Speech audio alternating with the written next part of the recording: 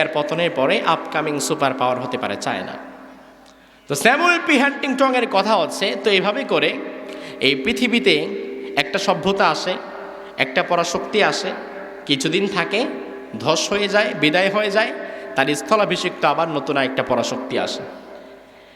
যেমন এক সময় ছিল রাশিয়া, রাশিয়ার ধসের পরে আমেরিকা, আমেরিকার পরে হয়তো চায়না আসবে বা আরও কেউ আসতে পারে। তবে স্যামুয়েল পি হান্টিংটন বলেন এভাবে করে সব পরাশক্তি আসবে, কিছুদিন থাকবে, আবার বিদায় হয়ে যাবে, চিরস্থায়ী হতে পারবে না।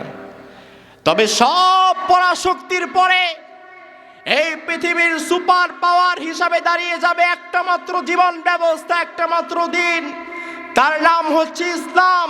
আর ইসলাম যখন পরাশক্তি হিসাবে আবির্ভূত হবে, ইসলামকে ধসিয়ে দেওয়ার ক্ষমতা আল্লাহর আকাশের নিচে জমিনের উপরে কারো হবে না।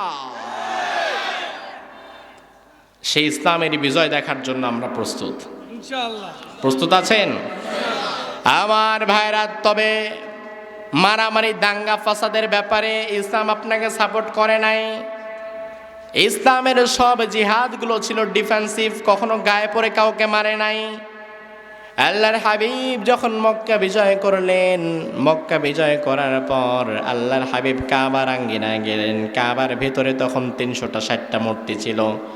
আল্লাহর হাবিব ইসলাম বিজয়ের পূর্বে মূর্তি ভাঙেন নাই। যখন ইসলাম বিজয় হয়েছে তখন বিশ্বনবী কাবার মূর্তিগুলোকে একটা একটা করে ফেলে দিলেন। আর কোরআনের আয়াত নাজিল হয়ে গেল, যা আল হাক্কু ওয়া যাহাকাল বাতিল। যখন সত্য আসে তখন মিথ্যা টিকতে পারে আমার ভাইরা। যখন সূর্য ওঠে, যখন সকাল হয়ে যায়, তখন কি রাত্রির ঘুটঘুটে কালো অন্ধকার আর থাকে নাকি? ইসলাম হচ্ছে এমন একটা আলো, ইসলাম হচ্ছে এমন একটা আলো, ইসলামের আলো যখন চলে আসবে সব অন্ধকার পালাতে বাধ্য হয়ে যাবে। আর ইসলামের এই আলোকে মুছে দেবার মতো ক্ষমতা আকাশের নিচে জমিনের উপরে কারো থাকতে পারে? এই দুনিয়াতে কেউ যদি ইসলামের আলোকে নিভিয়ে দিতে চায় সে কি পারবে? কথা কোন? কেউ যদি ইসলামকে মুছে ফেলতে চায় সে কি পারবে? কেউ যদি রাষ্ট্র ধর্ম থেকে ইসলামকে মুছে দিতে চায় সে তো আলহামদুলিল্লাহ পারবে? পারবে না? কথা কোন না আমার ভাইরা? পারবে না তার কারণ আমরা খুব শক্তিশালী, এটা না। পারবে না তার কারণ হচ্ছে ইসলামটা কারো বাপ দাদার সম্পত্তি নয়। ইসলামটা যিনি দিয়েছেন তার নাম কি? আল্লাহ। আর এই ইসলামটাকে যিনি রক্ষা করবেন, প্রোটেক্ট করবেন, তার নাম কি? আল্লাহ। কিছুদিন আগে আপনারা দেখেছেন বাংলাদেশের একজন মন্ত্রী, তবে এখন তিনি সাবেক, এখন আর তিনি মন্ত্রী নাই, প্রতিমন্ত্রী ছিল, বারবার ইসলামকে রাষ্ট্র ক্ষমতা, রাষ্ট্র ধর্ম থেকে ইসলামকে বাদ দেওয়ার কথা বলতো। বারবার মিডিয়ার সামনে এসে বলতো আমরা রাষ্ট্র ধর্ম থেকে ইসলামকে উঠায় দিব, আবার বলে ইনশাআল্লাহ। আমি বুঝি না, এই পাগলের হয়েছে মাথা খারাপ। একে তো বলে আমি খাইতেছি মদ, আবার বলে বিসমিল্লাহ। রাষ্ট্র ধর্ম থেকে ইসলাম উঠায় দেয় তো হারাম, হারামের মধ্যে আবার ইনশাআল্লাহ ঢুকায় কিভাবে? ইনশাল্লাহ কোথায় বলতে হবে এই সমাজের মানুষ তাও জানে না। জানে কই ইনশাল্লাহ ফিট করবে তাও বোঝে না। এক ইমাম সাহেব মসজিদ থেকে জোহরের নামাজ পড়ে বের হলেন, দেখেন সভাপতি সাহেব যাচ্ছে। সালামু আলাইকুম। সভাপতি সাহেব কোথায় যান? এই তো কোরবানির হাট বসছে তো টাকা পয়সা নিয়ে যাচ্ছি একটা বড় দেখে গরু আনতে, একটা গরু কিনবো। ইমাম সাহেব বললেন যে সভাপতি সাহেব আপনি বলেন গরু কিনবো ইনশা, কথা কয় না, ইনশাল্লাহ বলতে হবে না? কারণ ইনশাল্লাহ যখন আপনি বলবেন আপনার কাজের মধ্যে পূর্ণাঙ্গতা দিয়ে দিবেন কে? সভাপতি সাহেবকে, ধুর মিয়া তোমার ইনশাল্লাহ, পকেটে টাকা আছে, হাটের মধ্যে গরু আছে, যাব টাকা দিব, ইচ্ছা মতো গরু কিনে নিয়ে আসবো, এখানে ইনশাল্লাহ বলার দরকারটা কি? ইনশাল্লাহ তো আমি ওইখানে বলবো যেইখানে আমার টাকা একটু শর্ট আছে, ইনশাল্লাহ ধাক্কায় মোটামুটি আগায় যাইতে হবে। এখন আমার তো ধাক্কা দেওয়ার দরকার নাই, আমার এনাফ পরিমাণ টাকা আছে, হাটের মধ্যে গরু আছে, আমার ইনশাল্লাহ বলার কোনো দরকার নাই। আমার ভাইরে ইমাম সাহেব মনে মনে বলে আল্লাহ এই বেকুবরে তো আমি শিক্ষা দিতে পারলাম না, মেহেরবানি করে তুমি একটা শিক্ষা দিয়ে দিও। আল্লাহর শিক্ষা আছে না নাই? আল্লাহ যারে শিক্ষা দেয় এমন দেওয়ার মতো দেয় সে জীবনে আর কোনোদিন এই কাজটা ভোলে না, ঠিক কিনা? এবার বেচারা সভাপতি গেছে, যাওয়ার পরে সুন্দর দেখে একটা গরু কিনেছে, কেনার পরে এখন নিয়ে আসবে, গরুর রশি টসি ধরছে, ব্যাপারীরা টাকা দিবে, পকেটে হাত ঢুকায় দেখে বিসমিল্লাহ, টাকা আর নাই। টাকা, কারণ কোরবানির হাটের মধ্যে চোর আছে না নাই? তবে চোর শুধু কোরবানির হাটে না, মসজিদে আছে না নাই? মাহফিলের বাইরে আছে না নাই? জুতা চোর আছে না নাই? আপনি আমার চিন্তা করেন না, যত জুতা চোরের কথা মনে করলেন, আমার জুতা কই আছে আগে দেখে আসি। আপনি আবার নিজের জুতা নিয়ে ভয় পায়েন না। তো দেখা যাচ্ছে চোর আমাদের বাংলাদেশে খুব বেশি। এখন সভাপতি সাহেব যখন পকেটে হাত ঢুকায় দেখে টাকা নাই, তখন তো মাথা ঠিক নাই। এতক্ষণ খুব হাব ভাব নিয়ে দামাদামি করছে, এই ব্যাপারী এই গরু কত, একদম দেশি নাকি? হ্যাঁ টাটকা দেশি, খায় শুধু অরিজিনাল ভুসি। আচ্ছা দাম কত? ব্যাপারী বলে 50,000, কার যা আর 2,000 টাকা বাড়ায় দিলাম, টাকার তো অভাব নাই। এখন যখন এত হাব ভাব নিয়ে পকেটে হাত ঢুকায় দেখে টাকা নাই, তখন প্রেস্টিজ তো শেষ। এবার ব্যাপারী কয় কি হই, টাকা দেন। আসলে টাকা তো পকেটে পাইতেছি না। পাইতেছেন না মানে তখন ফাও দামাদামি করলেন কেন? হুদাহুদি কথা বাড়াইলেন কেন? শুধু শুধু আমার সময় নষ্ট। দেন গরু রশি দেন। এই ভাই গরু নিবেন নাকি? দেখেন আপনি দেখেন, ওই সভাপতি বলদ হয়ে দাঁড়ায় আছে, আরে চোখের সামনে দিয়ে গরুটা কিনতে পারলাম না, মনটা খারাপ। 50,000 55,000 টাকা হারায় ফেলছে। এই পথ দিয়ে আবার বাড়ি যাচ্ছে, যাওয়ার পথে ইমাম সাহেবের সাথে আবার দেখে। ইমাম সাহেব আসর নামাজ পড়ে বের হয়েছে। ইমাম সাহেব বললো, সভাপতি সাহেব মনটা খারাপ, হাটে গেছিলেন? বলে হ্যাঁ গেছিলাম। গরু আনেন নাই? বলে না ইমাম সাহেব, গরু তো আনি নাই। কেন আনেন নাই? আসলে কি আর বলবো, দুঃখের কথা, ইনশাআল্লাহ টাকা চোরে নিয়ে গেছে। ইনশাআল্লাহ? আচ্ছা আপনারা বলেন, ইনশাআল্লাহ টাকা চোরে নিয়ে গেছে। এখন যদি ইনশাআল্লাহ 1000বারও বলে, এখন লাভ হবে? কিন্তু যখন হওয়ার দরকার ছিল, বলার দরকার ছিল, তখন তো বলে নাই। এই পাগল ছাগলগুলো বোঝে না কোথায় ইনশাআল্লাহ বলতে হবে। আরে বেটা, রাষ্ট্রধর্ম থেকে ইসলামকে উঠায় দিবি, তোর তো নাউজুবিল্লাহ বলা উচিত। তুই নাউজুবিল্লাহ জায়গায় আবার বলিস বুক ফুলে ইনশাআল্লাহ। আমি ঢাকায় জুমার মসজিদ থেকে বলেছি, চিন্তার কোনো কারণ নাই, আপনারা ভয় পায়েন না, কারণ মাননীয় প্রধানমন্ত্রী উনি ইসলামের বিপক্ষে না। উনি আর যাই হোক না কেন, এত মাথা আওয়ামী লীগের খারাপ হয় নাই যে রাষ্ট্রধর্ম থেকে ইসলামকে উঠায় দিবে। এই সিদ্ধান্তে আওয়ামী লীগ আসবে না, এটা আমার বিশ্বাস। এই সিদ্ধান্তে আওয়ামী লীগ আসবে না যে রাষ্ট্রধর্ম থেকে ইসলামকে তুলে দেবে। কারণ ইসলামটা তো শুধু নির্দিষ্ট একটা দলের একার না, ইসলামটা সবার। ইসলাম সবার না? আমার ভাইরা, আওয়ামী লীগ হোক, বিএনপি হোক, জাতীয় পার্টি হোক, জাসদ হোক, বাসদ হোক, ধর্ম তো একটাই, ধর্মের নাম, ধর্মের নাম আপনি মানেন আর নাই মানেন, ইসলাম ছাড়া তো যাওয়ার কোনো উপায় নাই। আমি বললাম মন্ত্রী সাহেব, রাষ্ট্রধর্ম থেকে, সংবিধান থেকে ইসলাম উঠায় দিবেন তো দূরের কথা, পারলে ক্ষমতা থাকলে নিজের টাক মাথায় 2টা চুল উঠায় আগে দেখান। যারা নিজের মাথায় চুল উঠাবার মতো ক্ষমতা নাই, ওই ব্যক্তি কোনোদিন ইসলামকে তুলে দিতে পারবে? এই পৃথিবীতে যুগে যুগে ইসলামের বিরুদ্ধে অনেকেই অবস্থান নিয়েছিল, কিন্তু ইসলামকে উঠিয়ে দিতে পারে? যেমন ইসলামের বিরুদ্ধে অবস্থান নিয়েছিল নমরুদ, টিকতে পারে নাই। ফেরাউন টিকতে পারে নাই। আবু জাহাল টিকতে পারে নাই। আবু লাহাব টিকতে পারে নাই। আমরাও বিশ্বাস করি বর্তমানে যারা ইসলামের বিপক্ষে অবস্থান নিবে, মন্ত্রী হোক আর প্রধানমন্ত্রী হোক, ইসলামের বিপক্ষে গেলে কেউ টিকতে পারবে না। কারণ এই দেশের মানুষ খেয়ে না খেয়ে ইসলামের প্রতি একটা সফট কর্নার, একটা ভালোবাসা আছে না নাই? আরে এখনো তো মাহফিল হলে গ্রামে গঞ্জে হাজার হাজার মানুষ খেয়ে না খেয়ে দূর দূরান্ত থেকে চলে আসে। তার মানে এই মানুষগুলোর হৃদয়ে কার ভালোবাসা আছে? ইসলামের জন্য ভালোবাসা আছে না নাই? এই জন্য ইসলামকে যদি আঘাত করা হয়, ইসলামকে যদি কোথাও আঘাত করা হয়, আমার আল্লাহ রাসূল কোরআনকে যদি আঘাত করা হয়, তাহলে দল বুঝি না, নেতা বুঝি না, দল মত ভুলে গিয়ে ইসলামের পক্ষে দাঁড়াবার জন্য কারা কারা রাজি আছো? তুই হাত তুলে আমার আল্লাহরে দেখাও।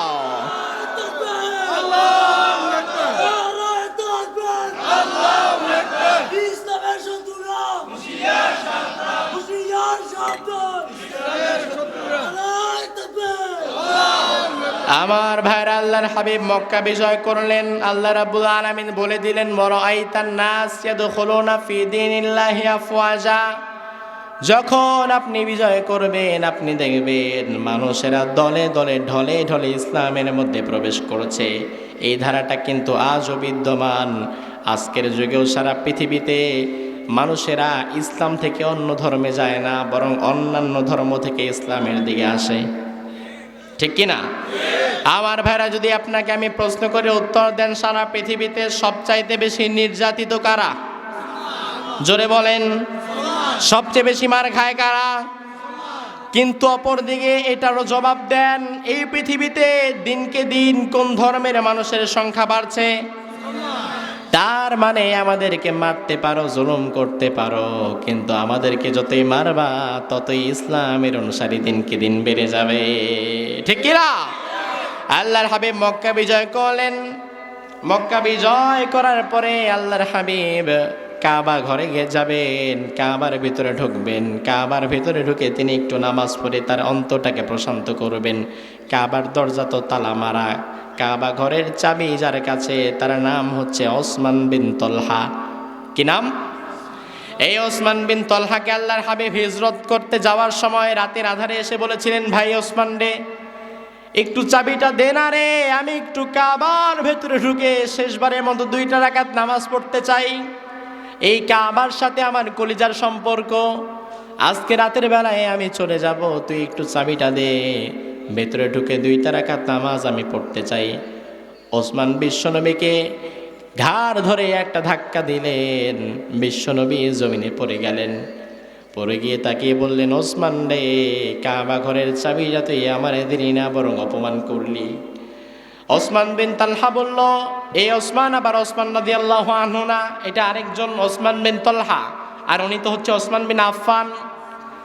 ওসমান বিন তালহা বলল, কাবা ঘরের চাবি তোমার মতো বাজে লোকের হাতে আমি দিতে পারি না, তোমার মতো খারাপ মানুষের হাতে আমি কাবা ঘরের চাবি দিতে পারি না।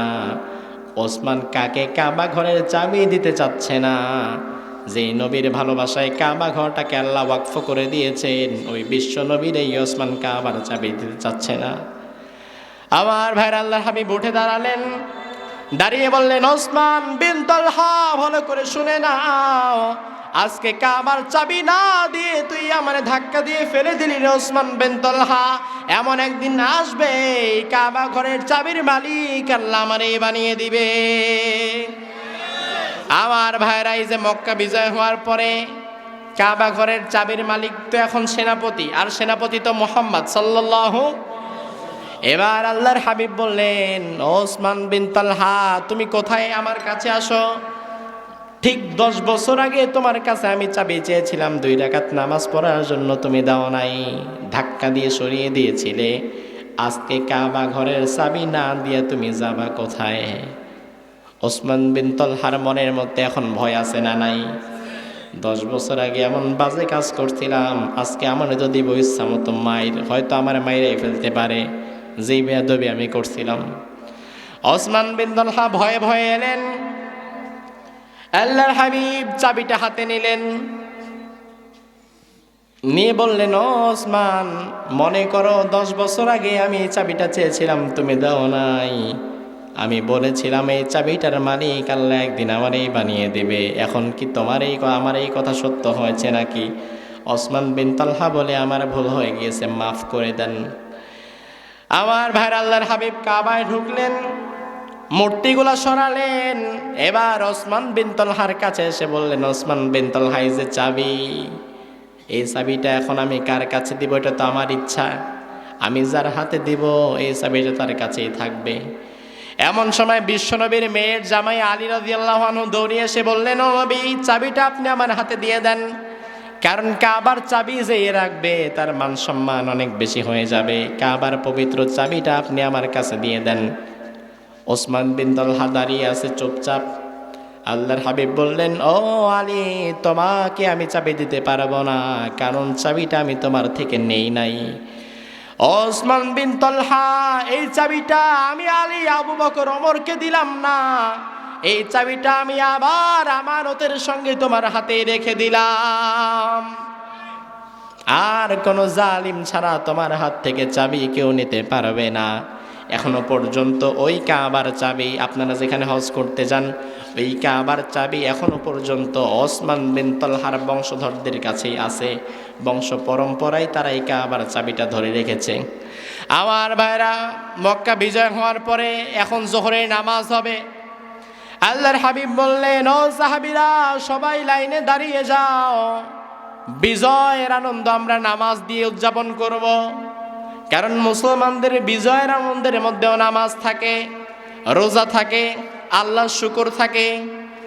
আর কাফের মুশরিক বেদিন যারা, তাদের বিজয়ের আনন্দে থাকে ডিজে গান বা অন্যান্য খারাপ কিছু। কিন্তু আমরা যারা মুমিন, আমরা বিজয় দিবসটাকেও ফজরের নামাজ দিয়ে শুরু করি, ঠিক কিনা? আমরা বিজয় দিবসের মধ্যেও কোরআন পড়ি। আমরা চাই এই কোরআনের সব, আমাদের এই সবগুলো যেন আল্লাহ তাআলা শহীদদের আমলনামায় পৌঁছিয়ে দেয়, বলেন আমিন। এই যে আজকে যেই মাহফিল হচ্ছে, আমরা আল্লাহর কাছে দোয়া করি, আল্লাহ আমাদের এই সবের একটা অংশ ৭১ সালে যারা দেশকে স্বাধীন করার জন্য শহীদ হয়ে গিয়েছে, ঈমানের ভিত্তিতে তাদেরকে মাফ করে দিয়ে তাদের আমলনামায় একটা অংশ আপনি পাঠিয়ে দিন, বলেন আমিন। আমার ভাইরা, মুক্তিযোদ্ধাদের সম্মান বড় বেশি। তাদের ত্যাগ তিতিক্ষা না থাকলে এই বাংলাদেশটা আমরা এই পর্যায়ে পেতাম না। এই জন্য মুক্তিযোদ্ধাদের সম্মান এবং ভালোবাসার দরকার আছে না নাই? আল্লাহর হাবিব বললেন, ও সাহাবীরা বিজয় আল্লাহ দিয়েছেন, কিন্তু নামাজ ছাড়া যাবে না, জোহরে নামাজ পড়তে হবে। এখন আপনাদের মসজিদে যখন জোহরে নামাজ হয়, নামাজের আগে কিন্তু আরেকটা জিনিস হয়। কি হয়? কি হয়? মুয়াজ্জিন আজান দেয়। আজান ছাড়া কিন্তু কোনো নামাজ হয়। আমার ভাইরা, এবার আল্লাহর হাবিব বললেন, সবাই নামাজের জন্য কাতারবন্দি হও। তবে নামাজের আগে আজানের দরকার আছে না নাই? তবে আজান কে দিবে? এতদিন পর্যন্ত মদিনায় বিশ্বনবীর মসজিদের মুয়াজ্জিন যিনি ছিলেন, তার নাম হচ্ছে কি নাম? বেলাল আল হাবাশী। এখন মক্কায় আসার পরে বিজয়ের দিনের প্রথম আজানটা কে নেবে, কে দেবে, সেটা নিয়ে কথা কাটাকাটি শুরু হয়ে গেছে। আল্লাহর হাবিব বললেন, আচ্ছা আজকে যেহেতু বরকতপূর্ণ একটা দিন, বিজয়ের দিনের আজান তো একটু স্পেশাল আজান, আজকের আজানটা কে দিবে? সাহাবায়ে কেরাম বিভিন্ন মতামত দিলেন। একদল সাহাবী দাঁড়িয়ে বললেন, ইয়া রাসূলুল্লাহ, আজকের বিজয়ের দিনের প্রথম আজানটা আমরা আপনার হিজরতের সাথী, ইসলামের জন্য যার অবদান অনেক বেশি, সেই আবু বকর সিদ্দিকের জবান থেকে শুনতে চাই। সুবহানাল্লাহ বলবেন। আর একদল সাহাবী দাঁড়িয়ে বললেন, নবী আমরা ওমর ফারুকের জবান থেকে শুনতে চাই, কারণ ওমর ফারুকের ব্যাপারে আপনি বলেছিলেন, আমার পরে কোনো নবী নাই, রাসূল নাই, কোনো নবী রাসূল যদি থাকতো তাহলে ওমর ফারুক নবী হয়ে যেত। ওই ওমরের জবান থেকে আজকে আমরা বিজয়ের আজান শুনতে চাই, কারণ ওমর একমাত্র মানুষ মক্কার জমিনে ইসলামের কথা সবার আগে বুক ফুলিয়ে বলেছিলেন ওমর। আজকে ওমরের জবান থেকে বিজয়ের আজান শুনতে চাই। আরেক দল দাঁড়িয়ে বলল, নবী আপনার কলিজার টুকরো ফাতেমা মেরে জামাই আলীর জবান থেকে বিজয়ের আজানটা শুনতে চাই। আরেকজন বলল, না, ওসমানের থেকে শুনতে চাই, তার দান তার অবদান ইসলামে অনেক বেশি। এইভাবে করে কিছু কিছু সাহাবায়ে কেরাম বড় বড় আশরায়ে মুবাশশারাদের নামকে কেন্দ্র করে করে ভোট দিলেন। কেউ বললেন আবু বকর, কেউ ওমর, কেউ ওসমান, কেউ আলী, কেউ আব্দুর রহমান বিন আউফ। এক একজন এক একটা ভোট দিলেন, মতামত দিলেন। আর আল্লাহ বলেছেন, আমরুহুম শুরা বাইনাহুম, মতামতের ভিত্তিতে কাজ করবে। এইরকম ভাবে যখন ভোটাভুটি চলছিল, সাহাবীদের মধ্যে কোনো একজন সাহাবীও কালো বেলাল হাবেশীর নামটা নেয় নাই। কারণ দেখতে এমনিতেই কালো, এরপরে জিহবার মধ্যে জড়তা। কারণ উমাইয়ার আন্ডারে যখন গোলাম ছিল, উমাইয়া লোহার শিখ পরিয়ে তার জিহবাটা ফুটা করে দিয়েছিল। এই জন্য আশহাদু আল্লাহ ইলাহা ইল্লাল্লাহ এটা উচ্চারণ বেলালের ঠিক মতো হতো না, আশহাদু হয়ে যেত। জিহবার মধ্যে জড়তা থাকার ফলে প্রপার সুন্দর করে মাখরাজ উচ্চারণ করে প্রোনাউন্সিয়েশন ঠিক করে আজানটা দিতে পারতো না। আজান যে ঠিক মতো দিতে পারতো না, এটা কি বেলালের দোষ? কথা বলেন। তার জিহবাটা তো আল্লাহর দ্বীনের জন্য সে ওয়াকফ করে দিয়েছে। আমার ভাইরা, বেলাল হাবেশী খুব কষ্ট পেলেন, খুব লজ্জা পেলেন, আর চিন্তা করলেন, আহারে মদিনার জমিনে এতগুলো বছর আমি বেলাল আজান দিলাম, আমার আজানের পরে বিশ্বনবী ইমামতি করেছে, আর আজকে মক্কায় আসার পরে আমি কালো বেলালের পক্ষে কেউ ভোট দিচ্ছে না। আমি বেলাল কালো বলে, কুৎসিত বলে, আমার উচ্চারণ ঠিক মতো হয় না বলে কেউ আর ভোট দিচ্ছে না। বেলাল একদিকে চলে গেলেন, এক কিনারে চলে গেলেন। কষ্টে, দুঃখে, লজ্জায় দু ফোঁটা চোখের পানি বেলালের গড়িয়ে পড়ল। বেলালের মনের খবর, মনের জ্বালা দুনিয়ার কেউ জানুক আর না জানুক, হৃদয়ের ব্যথা, হৃদয়ের কষ্ট, হৃদয়ের জ্বালা যিনি জানেন তার নাম কি? কেউ জানে না। রাত্রে শুয়ে আছেন আপনি, আপনার হৃদয়ে ব্যথা, কষ্ট, আপনার স্ত্রীকে বলেন নাই, সেও জানে না, কিন্তু এই কষ্টটাও যিনি জানেন তার নাম কি? আমার ভাইরা, বেলাল যখন দু ফোঁটা চোখের পানি ছেড়ে দিল, আল্লাহ রাব্বুল আলামিন সাথে সাথে জিবরিল আমিনকে পাঠিয়ে দিলেন। ও জিব্রাইল, তুমি যাও আমার নবীরে বলে দাও, সাহাবায়ে কেরাম বিভিন্ন দিকে ভোট দিয়েছে, আর আরশে আজিমের মালিক আমি আল্লাহ, আমি নিজেই আজকে বেলালের পক্ষে ভোটটা দিলাম। এই বিজয়ের দিনের আজান অন্য কেউ না, বিজয়ের দিনের আজান প্রিয় বেলাল হাবেশী আজকে দিয়ে দিবে।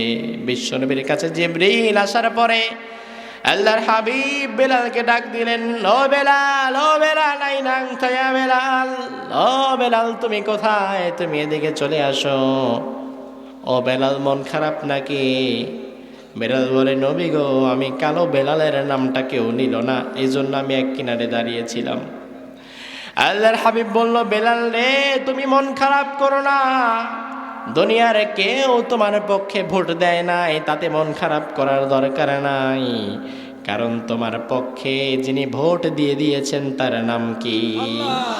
আরশে আজিমের মালিক আজকাল বলে দিয়েছেন, আজকের দিনের আজান অন্য কেউ নয়, আজকের দিনের আজান তুমি বেলাল হাবেশী দিয়ে দিবে।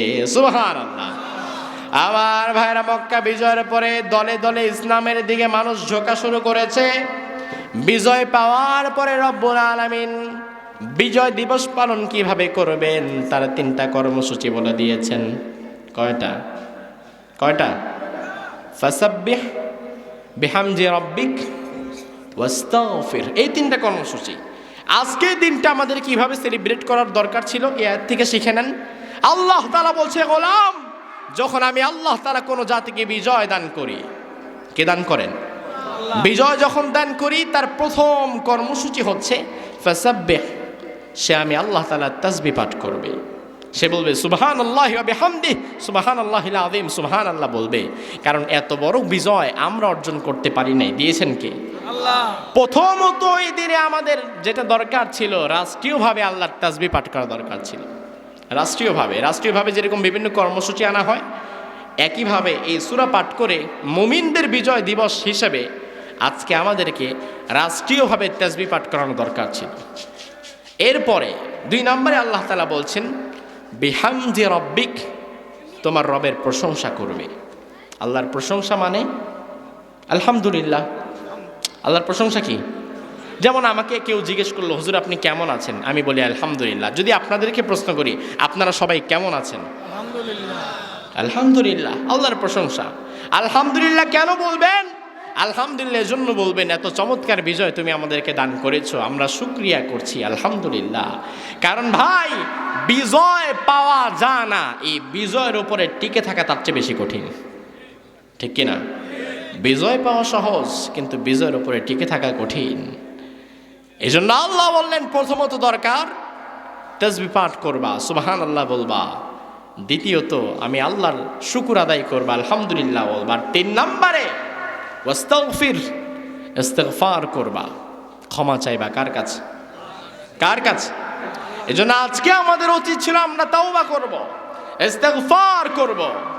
ইস্তিগফার করব, আল্লাহর শুকরিয়া আদায় করব, আল্লাহর তাসবিহ পাঠ করব। এই 3টা কাজ যদি আমরা পরিপূর্ণভাবে করতে পারতাম, তাহলে এই বিজয়ের উপরে আমাদেরকে সুদৃঢ়ভাবে যিনি অটল রেখে দিতেন তার নাম কি? আল্লাহ। এই জন্য বিজয় দিবসের কর্মসূচি ডিজে গান। হ্যাঁ, বিজয় দিবসের কর্মসূচি শুধু খিচুড়ি পাকিয়ে, খিচুড়ি রান্না করে এলাকায় বিতরণ করা। বিজয় দিবসের কর্মসূচি শুধু রাস্তা আটকিয়ে স্মৃতিসৌধে যাওয়া। আমার বাসা যেখানে, আমার বাসা থেকে 5 মিনিট 10 মিনিটের দূরত্বে স্মৃতিসৌধ। আমার প্রতিদিন আমার যাওয়া আসার সামনেই পড়ে। আজকে আর ওই রাস্তায় ঢুকতেই পারি নাই, কারণ রমজান যখন শুরু হয়, রমজানের প্রথম কয়েকদিন সিজনাল মুসল্লিদের কারণে নিয়মিত মুসল্লিরা মসজিদের প্রথম কাতারে জায়গায় পায় না, ঠিক কিনা? নিয়মিত যারা ফজরে আসে, মাগরিবে আসে, জোহরে আসে, আসরে আসে, এশায় আসে, রমজানের প্রথম 2-1 দিন সিজনাল মুসল্লিদের এমন ভিড় থাকে, যারা সিজনাল মুসল্লি রমজানের প্রথম 2-1 দিন খুব আবেগ থাকে, এদের ভিড়ের ঠেলায় আসল মুসল্লি তো দূরের কথা, অনেক সময় ইমাম সাহেবেও জায়গা পায় না, ইমাম সাহেবেও ঢুকতে পারে না। আরে বাপরে বাপ, এত মুসল্লি 2-4 দিন পরে সব শেষ। তো এরকম সিজনাল কিছু চেতনাওয়ালারা আছে, যারা শুধুমাত্র এই দিবসগুলো আসলেই শুধুমাত্র শহীদদের কথা স্মরণ করে, এই দিবসগুলো আসলেই শুধুমাত্র রাস্তাঘাট পরিষ্কার করে, রাস্তার বরে বরে পতাকা টাঙায়। আহারে, এই পতাকার জন্য কি ভালোবাসা! আপনি লক্ষ্য করবেন, আজকে যে বাংলাদেশের আমার প্রিয় পতাকা তারা মিনারে মিনারে বাঁধছে, 2 দিন পরে এই পতাকা রাস্তাঘাটে পড়ে থাকবে, মানুষজন পাড়ায়া কুত্তা ঘুমায় থাকে, ঠিক কিনা? অসম্মান হয়। এই অসম্মানটা আপনি কেন করেন? পতাকার প্রতি ভালোবাসা, দেশের প্রতি ভালোবাসা সবার জন্য আছে না নাই? এজন্য আল্লাহ তাআলা বলছে, গোলাম, বিজয় দিবসের কর্মসূচি খিচুড়ি পাকিয়ে বিলানো না, রাস্তা আটকে স্মৃতিসৌধে যাওয়া না। বিজয় দিবসের কর্মসূচি ছেলে মেয়ে একত্রিত হয়ে বাহিরে গিয়ে ফুর্তি ফাট্টা করা না, নাচ গান করা না।